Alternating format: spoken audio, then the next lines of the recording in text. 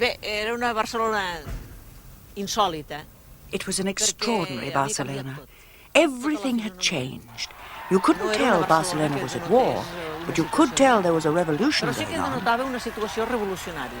And there were far more flags and many people in the streets calling for volunteers, and many lorries leaving for the front, and many songs.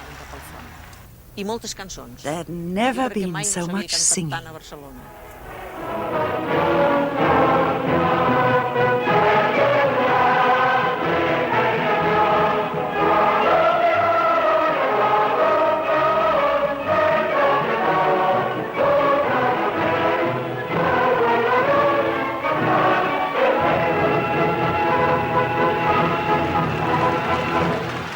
The people of Barcelona celebrated.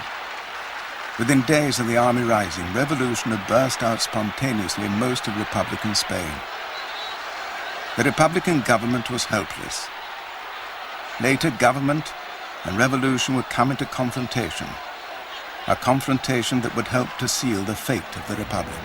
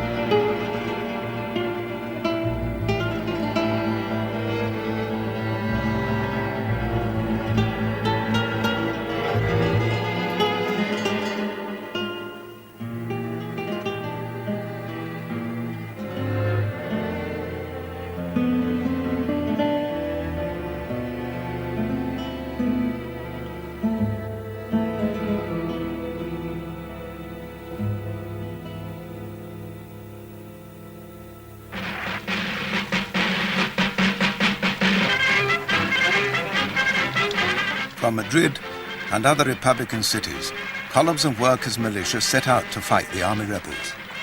In these first weeks of the Civil War, the militias were the only real defense of the Republic.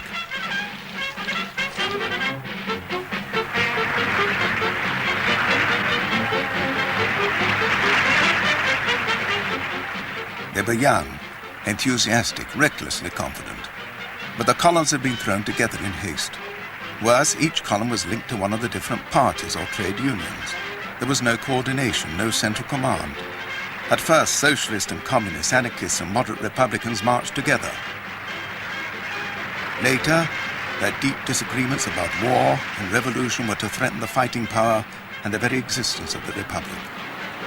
But now in July 1936, the ecstasy and hope of revolution dominated men and women. Everything had changed, even in the bullring. The matadors put away their brilliant uniforms, and in street clothes raised the clenched fist.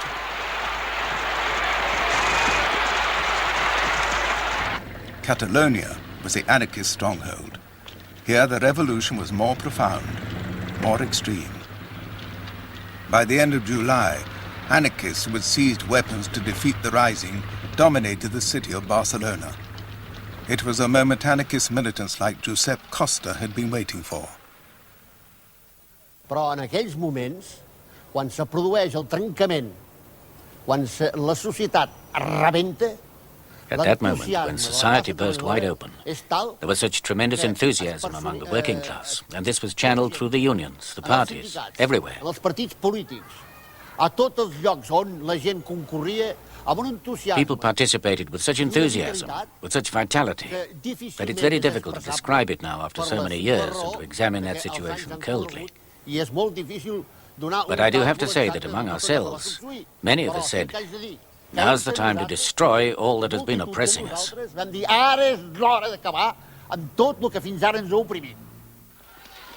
The Catalan government ruled only in name. All structures of power collapsed. Churches and monasteries were burned and looted. Helpless, the Catalan government offered power to the anarchists. But true to their principles, they refused it. The anarchists believed that out of this revolutionary explosion, the people would create their own free society, without state, church, or capitalism. Federico Montseny was a famous anarchist orator. Had we taken power because we were the majority, it would have meant betraying a pact of common struggle we had, in a way, sealed with the blood of so many of our men from many different sides. Communists, socialists, syndicalists, and above all, anarchists. Comunistas, socialistas, sindicalistas, rabasalles y sobre todo anarquistas. It would have meant betraying that pact and doing in Catalonia what Lenin and Trotsky had done in the Soviet Union with the takeover of power by the Bolsheviks. We didn't do it, and we have been criticized many times for it. With hindsight, who knows, perhaps we should have done it. Some anarchists now feel that their refusal to take power was the beginning of their undoing. At that time, the anarchists had no doubt about their main objective, to defeat fascism. But for them, the campaign was not just against the army rebels, but against capitalism itself.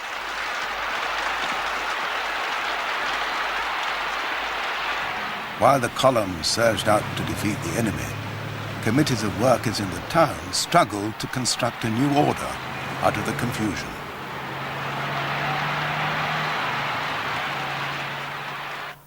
At that time, it seemed impossible to solve those initial difficulties, but looking back, people really showed a lot of common sense. Everything was improvised. You could call it a miracle. Despite the religious meaning of the word, it was a miracle achieved by the ordinary people. As the chaos subsided, this new revolutionary society began to function. Much of the Catalan economy was now being run by the workers themselves. In Barcelona, trams and cinemas, factories, department stores and even greyhound tracks were run by their own employees. The trade unions saw to food supplies. Union lorries drove out to the villages with goods to exchange for food.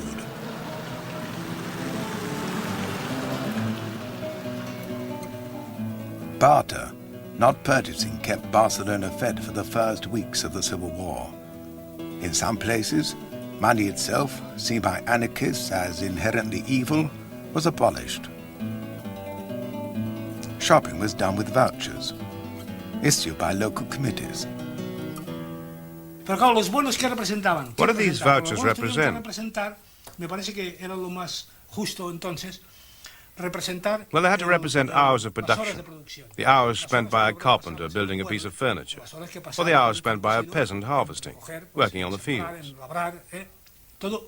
Everything was calculated in hours of production. The peasants liked it because it meant making them equal to the industrial workers, making all work equal. Vouchers bought bread at the bakers, but they now also bought lunch at the Barcelona Ritz. The big hotels have been turned into hospitals, or into canteens serving cheap meals to militiamen and working-class families, as this anarchist newsreel proclaimed.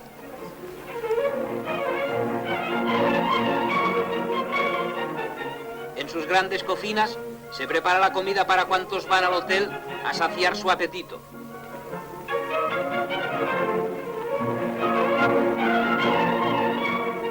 Los amplios comedores que antes ocupaban maquilladas y frívolas damiselas, grandes financieros, capitanes de industria, aristócratas ociosos y aventureros internacionales de toda la Haya, ahora están abarrotados de hombres y mujeres humildes que siguen el ritmo de la sociedad que se está creando. Barcelona trabaja y come, esa es su fuerza y su virtud.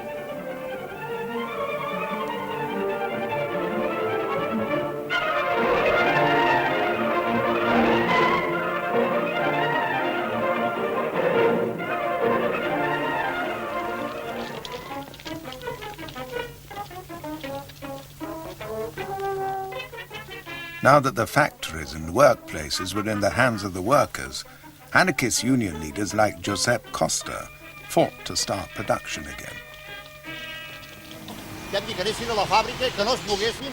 We told the workers to get back to the factory and wait for our instructions.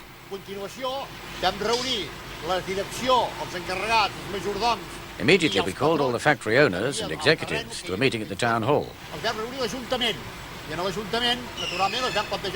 We told them, well, gentlemen, something big has happened here. We don't know what's going to happen, but the factories have to continue functioning.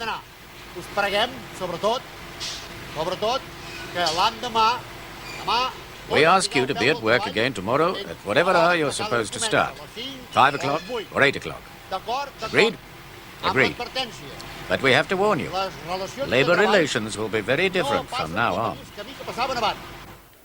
The CNT, the anarchist trade union, had been taken by surprise when the revolution began. It was anarchist militants who rallied the workers to take over their industries.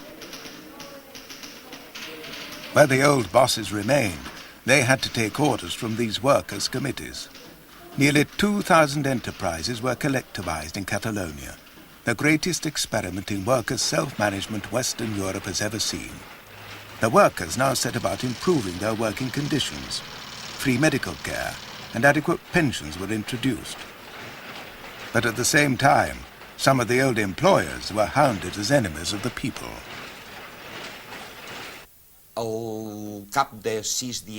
6 days after it started, around July the 25th, 10 or 11 industrialists were killed in Terrassa. They were murdered. The Catalan bourgeoisie was seized by this general panic. Everybody thought his head was going to be chopped off any minute. I told my father that we should leave. We still had time to leave because everything was so chaotic. But he said, if God wants me to be killed, they can kill me. But I'm staying. Revolutionary terror spread through the Republican areas.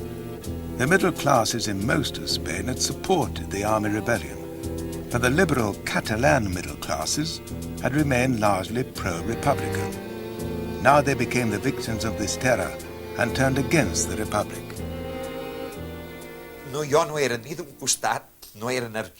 I didn't belong to this side. I wasn't an anarchist. I wasn't a communist. I was a liberal man who respected other people's way of thinking. And on the other hand, I could never have fought on Franco's side, which was, and still is, totally opposed to my way of thinking. For the moderate Republican government, the revolution was threatening to split society. It also threatened its chances of winning the war. The Spanish communists took the same view. But it was not only the killings and the collectives that shocked the middle class.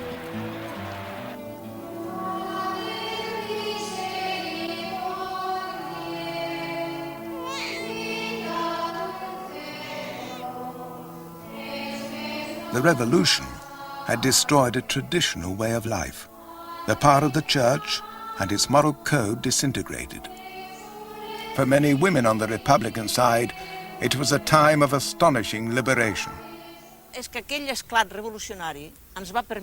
revolutionary explosion gave us women absolute freedom.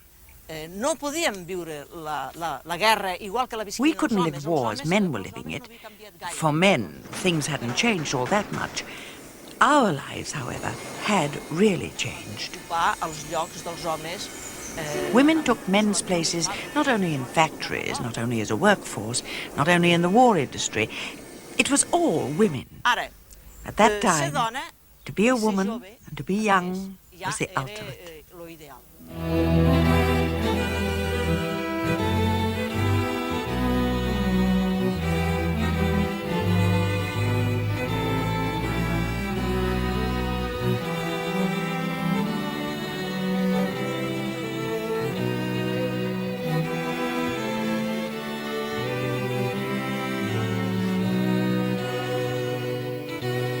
The revolution brought women instant and radical changes.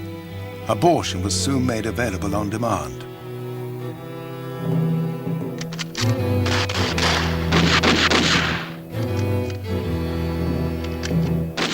Initially, women went to the front to fight and die in the trenches.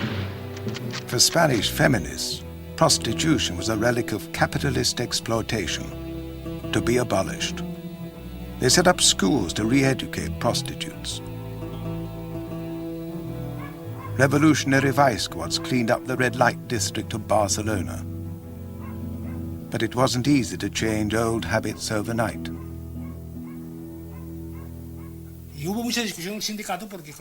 At the union there were arguments. We've heard that you shut the brothels. Where will people go now? The others would reply, they can find a girlfriend or get married. That can't be done overnight, they'd say. You could have shut 2 brothels today, another 2 tomorrow, so that people could get used to the idea. The same with the taverns. What about the waiters? What will they do for a living? Teach them another trade. Where? You see, there were those we called the pragmatists, the realists who could see the revolution wasn't easy. But then there were the moralists, those who gave the Spanish Revolution the healthy air it had.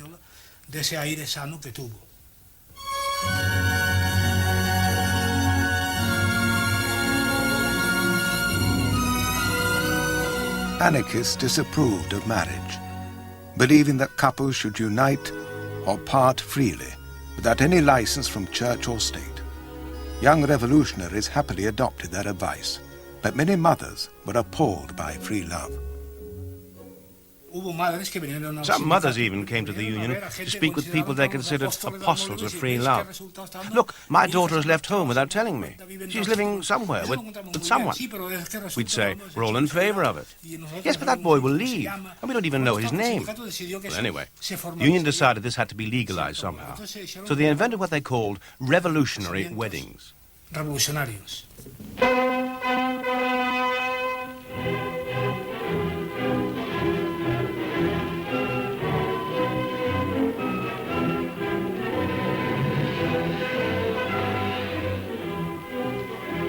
Revolutionary weddings took many different forms.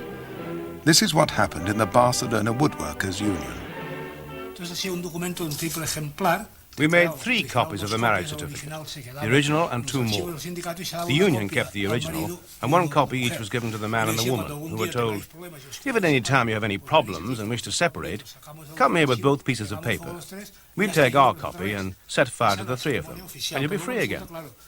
That was the official wedding ceremony. But as with many other things, it became necessary to force the situation a bit, because there wasn't enough time for persuasion and proper education.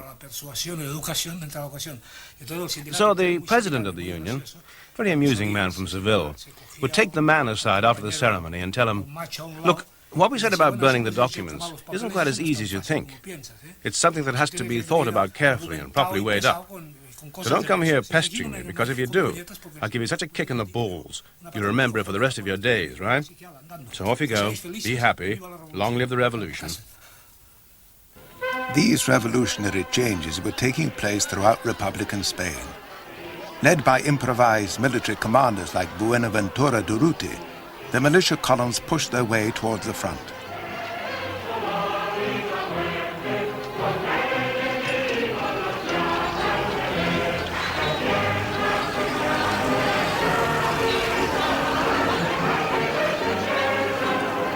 Young laborers rushed to join the militia.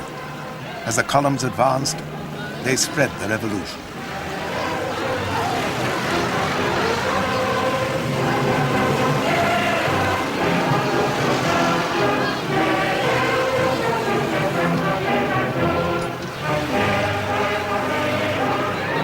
The ancient dream of a collective society without profit or property was made reality in the villages of Aragon. In many places, money itself was abolished. All forms of production were owned by the community, run by their workers. These collectives formed an independent anarchist area within the Republic. The Council of Aragon coordinated their activities.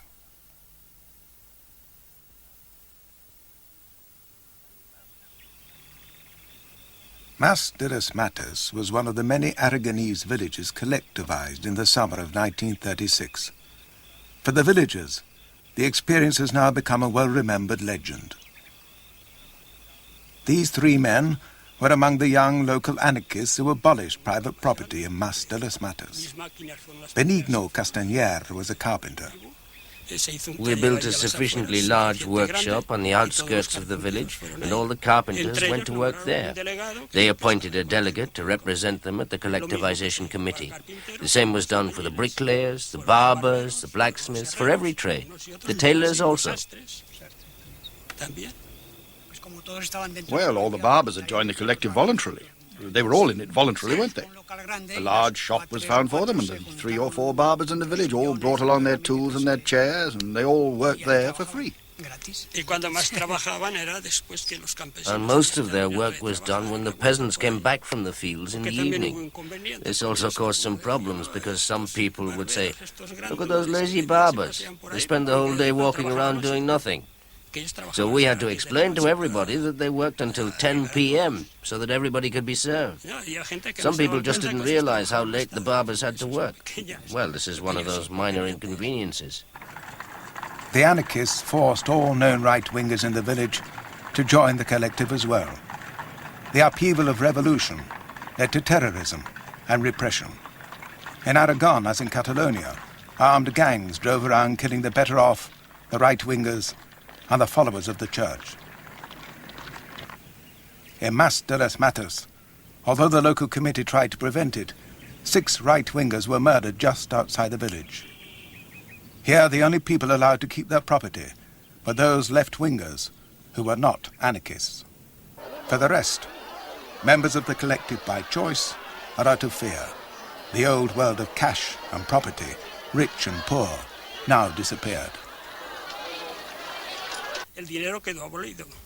Money was abolished, and we created what we called the family card, with all the members of the family, and everything that wasn't produced here was allotted according to the numbers in each family.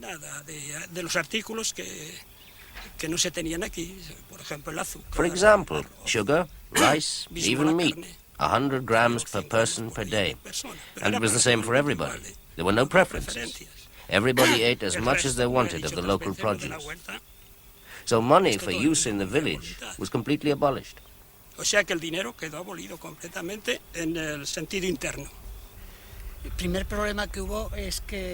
first problem was that because everything was free, coffee, tobacco, this was a problem. Everything was free, so everybody wanted to drink coffee, everybody wanted to smoke, and so on. So this is something that had to be corrected, and that's when we started rationing cigarettes. No, tobacco was rationed, but we never denied anybody his cigarettes. This was a contradiction for us because we were against all vices, and yet we were well aware that by handing out free cigarettes we encouraged people to smoke, but we couldn't deny them to anybody. For the anarchist peasants in Mas de las Matas and in other villages, collectivization brought instant benefits. The profit motive had disappeared. Everyone now worked only for the community.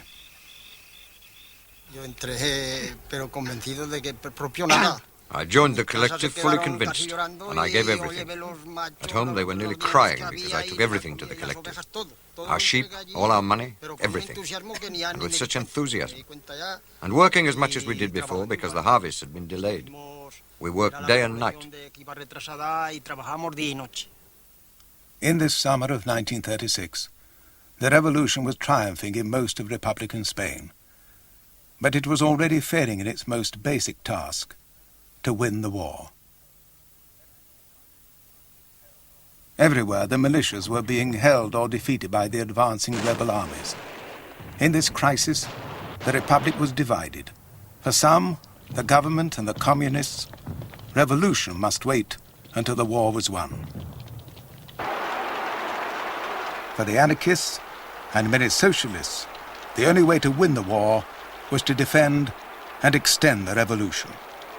This argument was soon to tear apart and transform the Republic, unleashing a civil war within the Civil War.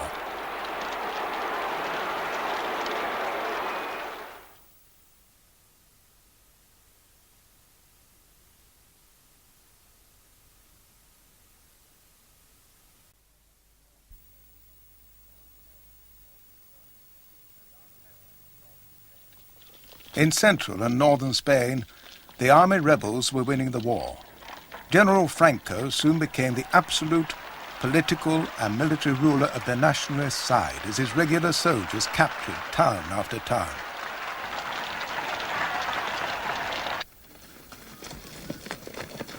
The militia columns, brave but disorganized, had no unified command.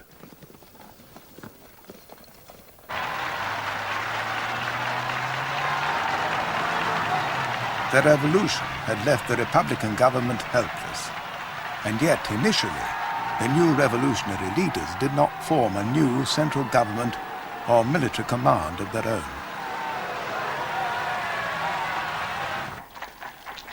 Two months after the start of the war, Franco's troops were approaching Madrid. Now, at last, with the Republic on the brink of defeat, the politicians in Madrid took action.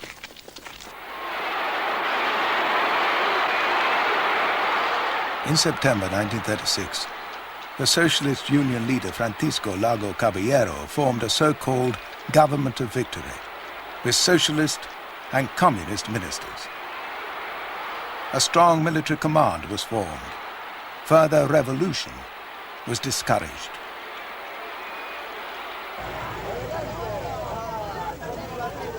The anarchist revolution still controlled much of Catalonia and Aragon.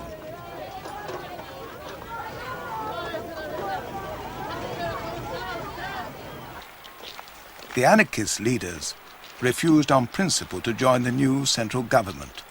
But this Government of Victory was going to centralize political decision-making and leave the anarchists out in the cold. The new Madrid government was a triumph for the rapidly expanding Communist Party. In line with Stalin's policy, they stood for an anti-fascist popular front, an alliance of left-wing and middle-class parties which would appear moderate and responsible enough to win support from Western democracies. They also wanted to check the revolution and impose their discipline. Aparecía claro que entrábamos en una guerra civil. It was clear that we were entering a civil war and that we were facing an organized enemy with an organized army, and that we needed a real army ourselves. And the starting point for this army was the 5th Regiment.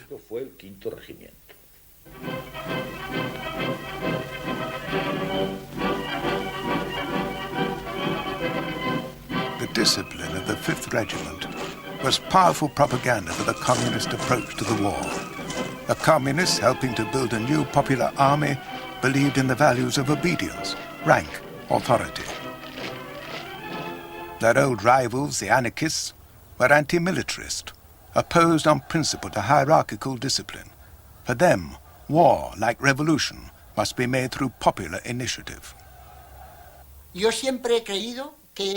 I have always believed that the day they started to militarize the people, the day that the spontaneous nature of popular combat was destroyed, we started to lose the war.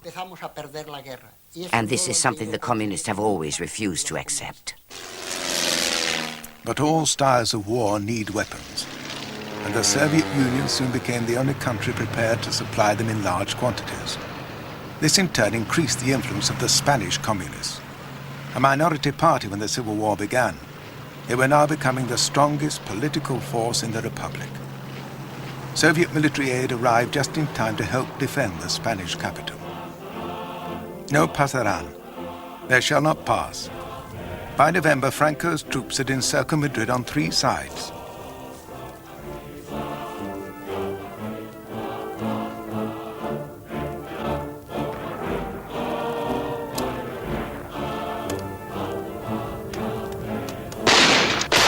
When the final attack came, the people of Madrid fought shoulder to shoulder with loyal officers and with the Republican militias who had been retreating for the past 4 months. The attack on Madrid was beaten back. The defense of Madrid became a legend, and it gave the Republic fresh hope for victory. The anarchist military commander Durruti died in the battle for Madrid. His funeral in Barcelona became an immense anarchist show of faith. But the movement was already beginning to split under the pressure of its own internal contradictions.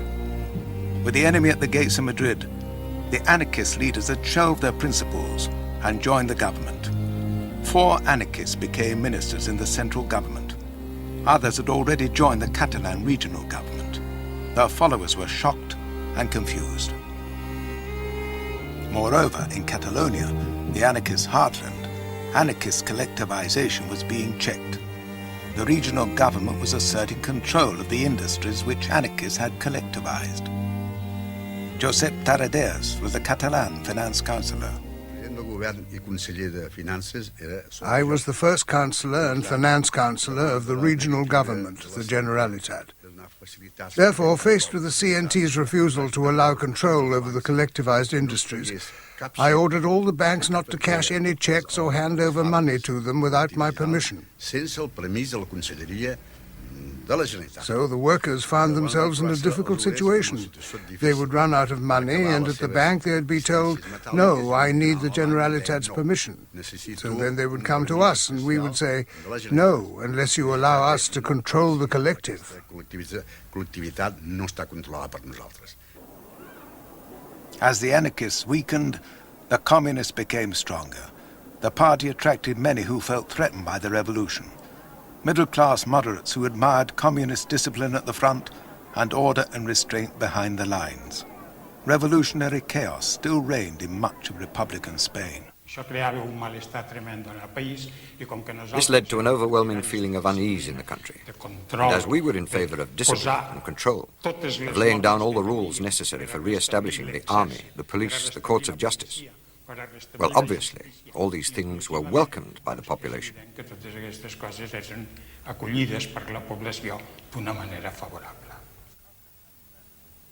But the communist methods of recruitment attracted bitter criticism from other parties in the Republic. El Partido Comunista, a diferencia de otros partidos. In contrast with the other parties, the Communist Party opened its doors unconditionally and without any controls to anybody who wanted to join. What they wanted was to build up their party by taking advantage of the very special circumstances in Spain at the time. So that's the way they did it. They were very smart about it. It was easy to grow that way. They made the soldier sergeant, the sergeant lieutenant, and the professional man captain. They cultivated people's ambition so that they became unconditional supporters. They made sure that people who had no influence in their civilian lives became important in military terms.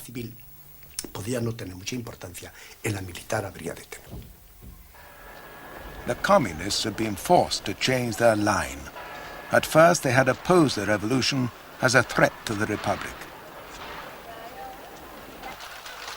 In March 1937, they admitted that significant revolutionary gains had been made, but any further changes would have to wait. The overriding aim must be to win the war. For the communists, this meant bringing home rule in Catalonia and the Basque Country under central control. One source of friction between the central government and Catalonia was control over the war industry. La única fábrica que havia de cartutxeria en zona nostra. The only cartridge factory in our zone was near Toledo. So my trip to Madrid was to ask the central government that because the factory was still in our hands, it should be brought to Catalonia, which was the only place where it could function properly. Nostra, en tot cas a Catalunya, que és l'únic lloc que es podia fer. Tarradellas' visit to Madrid ended in failure. The government, wary of growing regional power, refused his request. So I left Madrid without the Toledo factory. A short while later, I heard, as did all the other Spaniards, that Toledo had fallen into the hands of General Franco. They chose, in a way, to leave this factory in Franco's hands rather than have it in a place where it could have been useful. But these squabbles over regional rights were far less ominous than the collision between communists and their political rivals over the whole future of the Republic. At this meeting in March 1937, José Díaz, the Communist General Secretary, asked, "Who are the enemies of the Republic?" He answered himself, "Fascists, uncontrollables, and Trotskyists." He was following Stalin's policy in the Soviet Union. There, the uncontrollables, the anarchists, had already been purged. The Spanish Civil War coincided with the height of Stalin's purges of his political rivals. Leon Trotsky had been exiled in 1929. Bolshevik veterans like Zinoviev and Kamenev, also seen here in 1926 at a state funeral, were executed in 1936. Trotskyist was a label given to any independent Marxist who defied the instructions of Stalin and the Comintern in Moscow. Communists in Western Europe justified these purges. Trotsky was pilloried as a Nazi agent. Bill Bailey was an American communist fighting with the international brigades. We had heard that Joe Stalin was trying to keep the country secured and safe and get rid of all the enemies that were trying to constantly tear down the Soviet Union. Therefore, he was conducting these type of purges, and we were led to believe that they were enemies of the people, enemies of the Russian people, consequently the enemies of the working class every place. And later on, of course, it proved that he was wrong, that he was nothing but a paranoid, sick SOB in many cases. And these people that were purged came from the background of fighting for the great ideals of socialism. They went through all the aches and pains and the terror to create this society, only to be taken out later as dogs and shot. The POUM was an independent Spanish Marxist party which loudly attacked Stalin's dictatorship. Following the Moscow line, the Spanish communists called the POUM Trotskyist, which it wasn't, and accused it of collaborating with fascism. Frank Deegan was a Liverpool docker who had volunteered to fight in Spain. Well, we were informed by our political commissars that our troops who were on the Anakin front, who were mainly composed of anarchist divisions and members of the POUM, who were commonly known as Trotskyists, were fraternising with the enemy, even playing football matches.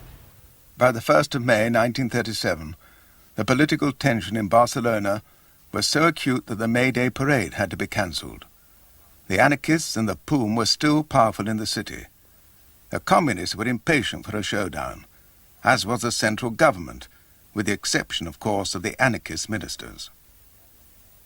The conflict began here, at the Barcelona telephone exchange, which was still run by anarchists. One of the girls on duty that day was Enriqueta García Tavera. I was at the switchboard near the window.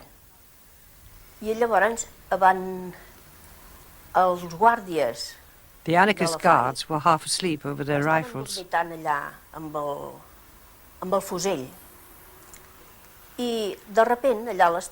At about 3 o'clock, I looked out and saw 3 lorry loads of assault guards pull up outside.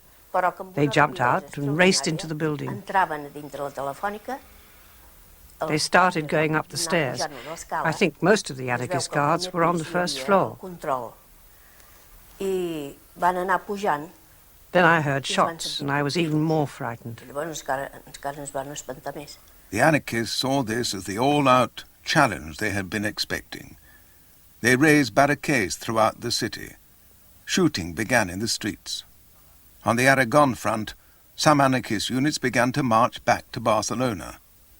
The anarchist Juan Manuel Molina was Defense Under-Secretary in Catalonia. I phoned all the commanders of the divisions at the front and told them to stay put and secure their sectors, that everything was quiet.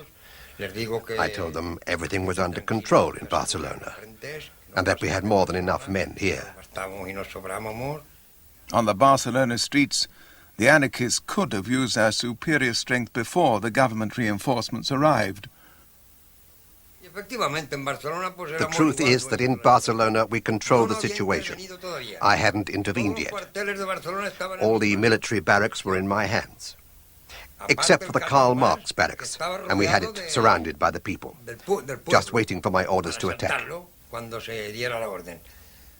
The anarchist ministers rushed to Barcelona. One of them, Federica Montseny, appealed to her followers over the radio. She argued that they could not afford a civil war behind the lines. I tried to make them understand that they couldn't go on fighting, that they had to lay down their weapons and end that fight, that the battlefronts would collapse and it would all end shamefully in front of the whole world. This appeal horrified the anarchist militants at the barricades. Their leaders, they thought, had betrayed them. To lay down their arms would mean the end of their revolution. At the barricades, you heard all the insults you can possibly imagine. Old militants were saying that the ministers had forgotten what it was like to be a worker, that the revolution had to be carried out of the barricades and not of the ministers, and they were going to shoot those ministers. There I heard all those threats from people who were disappointed, and they all remembered what had happened to the anarchists under the Bolsheviks in Russia. And they feared the same would happen here, as it did eventually, that they would be victims of the repression of the communists.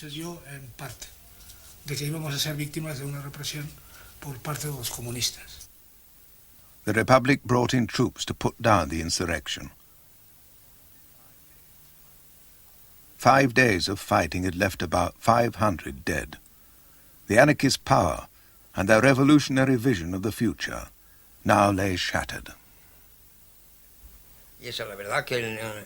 That's where we lost the war, the revolution, and all the hopes that the Spanish people had placed in the transformation.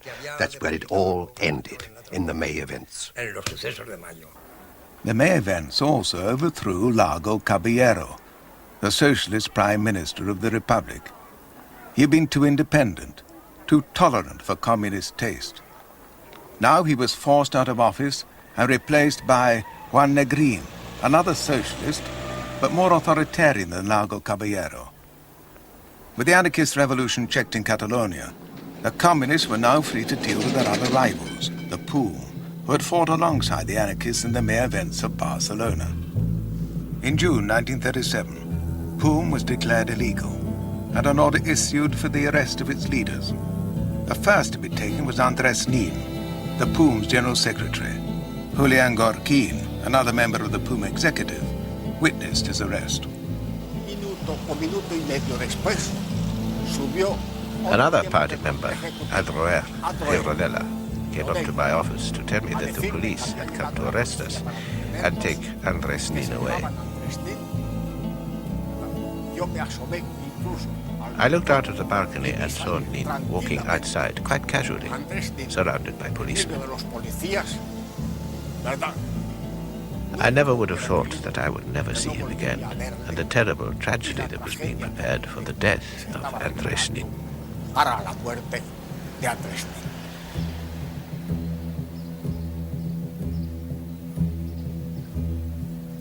Nin was never seen again. He was apparently taken to this prison in Alcalá de Henares and later murdered by Stalin's agents.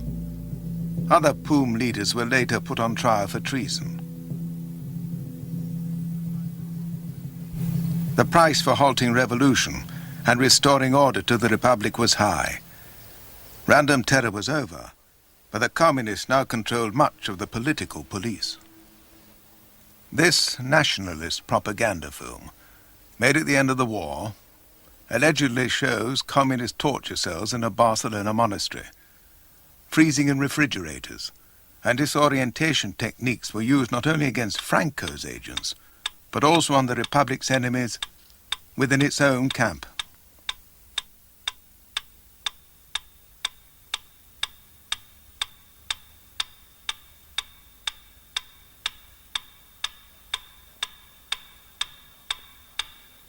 Aragon was the last area still under anarchist control.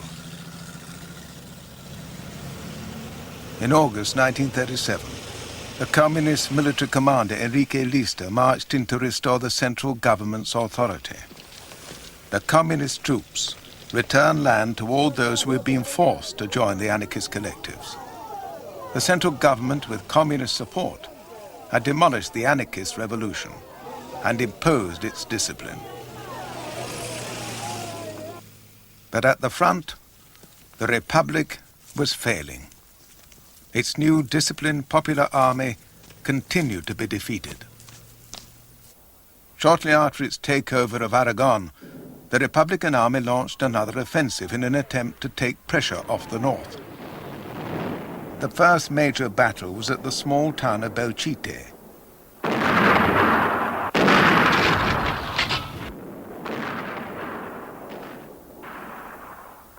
As so often happened, many Republican soldiers gave their lives to capture a town which was strategically unimportant. It was a battle that American volunteer Bill Bailey will never forget. What happened was that the fascists were so deeply entrenched that they made every single foot here at a costly expense to us. They were dead. Our dead was every place. Every street had men laying dead in it. Getting inside a house, getting them out of a house, the only way we could do it was punch a hole through the wall, throw a few hand grenades in there, blow that place up, punch the hole again, making it bigger, then go into the house, and by God, we did this hour after hour after hour until finally we was able to take one entire street. And it was just, you figure that on both sides, our men were doing it on that side, we're doing it on this side, we're taking the floor, we're getting into the basement, and they're resisting every single place. So finally, after, say, 4 or 5 hours, we was able to take one whole street, and that was at a very expensive cost. Belchite finally fell. But only months later, the Nationalists recaptured it, at very little cost. The Aragon offensive failed. The Republican army was weak on military tactics and had been torn by internal disunity. By the end of 1937, the Republic, its territory shrinking under Franco's onslaught, mounted another offensive. This time, the objective was the provincial capital of Teruel.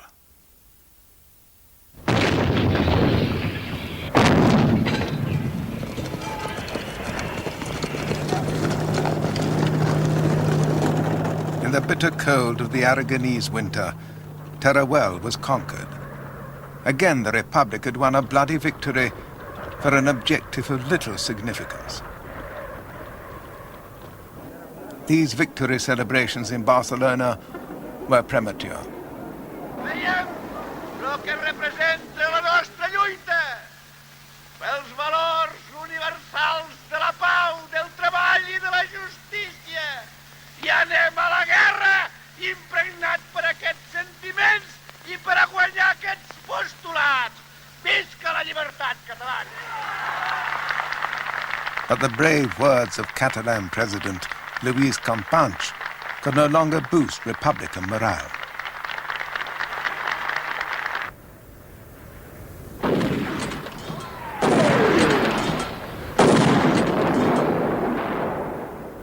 In January 1938, Franco's troops counterattacked and reconquered Teruel.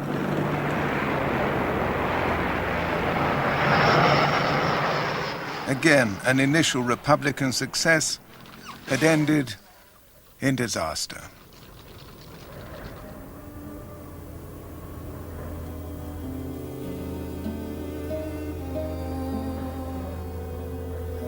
The nationalist forces now prepared to push down from Aragon to the Mediterranean.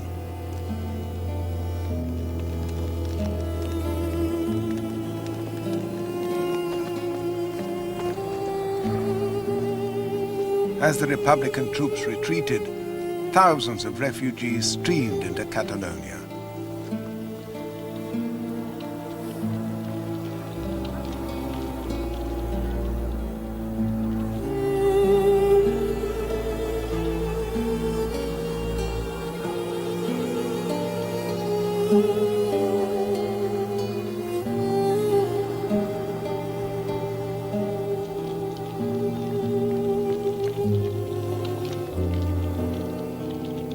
In Catalonia, the revolutionary battle cries now fell on deaf ears. Only young militants like Teresa Pamias kept their faith in a Republican victory. Nosaltres teníem una actitud tan entusiasta i tan romàntica que no veiem We had such an enthusiastic and romantic attitude that we didn't even notice how ridiculous we looked when we climbed up lampposts to harangue all those poor women and many children queuing up to buy a bit of bread. We would shout from the lampposts that the fascists would not pass, that we would win the war and all lead better and happier lives. This may sound like demagoguery now, but at that time we really felt it. By February 1938, the nationalist troops were marching towards the sea. The offensive threatened Catalonia, the revolutionary heartland. But there, as in the rest of Republican Spain, the revolutionary spirit of 1936 was now only a memory. On April 14, 1938, nationalist troops reached the Mediterranean, and the Republic was cut in two. As Franco's troops celebrated, the Republic summoned up its remaining energies for a battle to prevent its final collapse.